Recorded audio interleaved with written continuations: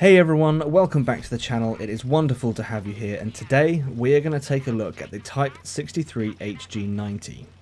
The HG90 is a premium Era 2 light tank for the Eastern Alliance. Now for those of you short on time, here is my quick review. We already have a 63 HG in the Cold War tech tree. It's not very good. Now we have a premium 63 HG, which is also not very good. I think the best way to summarise these two tanks is by repeating what I said on stream yesterday. If you were to use the toilet, you could sit down and take a regular dump. You could do exactly the same thing again, only this time you might have diarrhea. One of those two scenarios is clearly better than the other, but the problem is, it's still shit. The premium 63 is marginally better than the tech tree 63, but that's not a selling point. The tech tree 63 is crap. So now we have a premium version. It's like, well, yeah, it's a little bit better, but all you've done is polish a turd. It's still crap. And I don't recommend anybody buys this tank, even if you like. I like light tanks in Cold War. I love them. And no, do not buy this tank. It's awful. It's terrible. It's absolutely terrible. I do not recommend anybody buys this tank. Right, so that's my short review. Let's take a look at some of the details. If you have both the tech tree and premium version of this tank in the garage, keep in mind though that you do need to have the tech tree version fully unlocked for this comparison. What you'll notice is that the only difference between the tech tree and the premium version is the 6390, the premium, has 50 more hit points than the standard tech tree 63. That's it.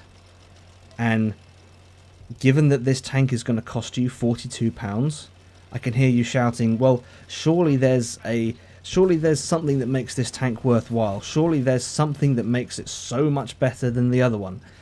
I wish you were right. I wish there was something that made it better than the standard tech tree one, but the only positive things I can say about the premium 6390 are its gun hits hard for a light, it's slightly more accurate than the tech tree version, it's quick, and it has a 65% silver boost.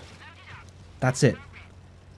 I think this tank is a joke because, I mean, the tech tree version was always a bit of a joke anyway. You know, you can bypass the Chinese light tanks. You can bypass them. You don't have to play them. There's no one forcing you to play them. You know, you don't need to play. It's there just to say, ha ha ha, look at me, I'm driving around in a boat.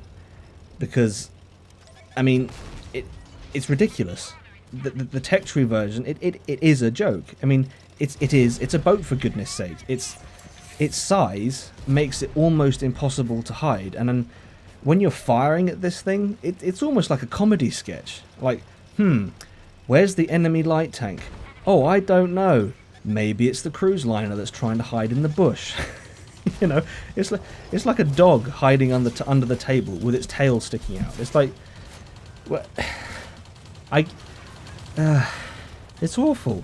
And what's more, this is what Wargaming has to say in their official article on this tank. Here we go. Make your opponent feel like a fish out of water with this eye-catching scout. It's a fact. The swiftness of the Type 63 HG90 Escalation Era Eastern Alliance light tank is more than enough to make you stand out in any battle.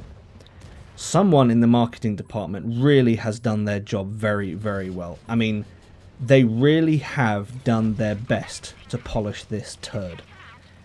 No opponent is ever going to feel like a fish out of water when they find this thing on the battlefield.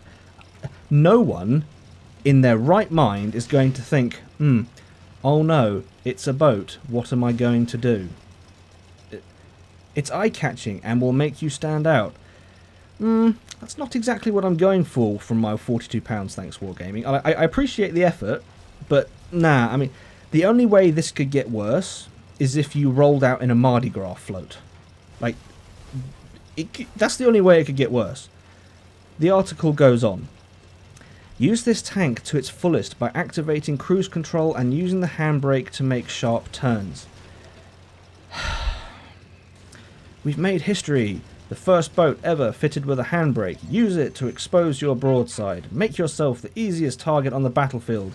And as we've already covered, you'll be hard to miss. This tank, oh my word.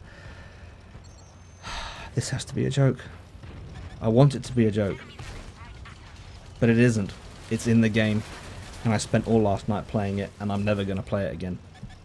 Not going to. That's a promise. Anyway, do not buy this tank, guys. I do not recommend it, unless... It doesn't even float either. Wargaming go on to say that this tank doesn't float, which is like... You could have made it sellable by making it float. Like, you could have. It's a boat. It's a tank boat. It's ridiculous. Like, come on. Come on, give us something here. But no. This... unless you want a light tank that is really difficult to play, buy it. If that's what you want, really, go ahead and buy it. If you're into amphibious looking tanks that don't float and don't work as they were supposed to work in reality, then by all means go for it. But in my opinion, this is an awful light tank. If you want a solid Era 2 light tank, grind the BMP2.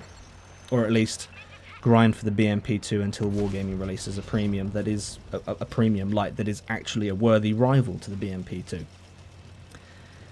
Yeah, that's about all I've got for this one, guys. If you've enjoyed this video, please leave it a like, if not a dislike. Don't forget to hit that subscribe button, and as always, I hope you're all keeping well, and I will see you out there.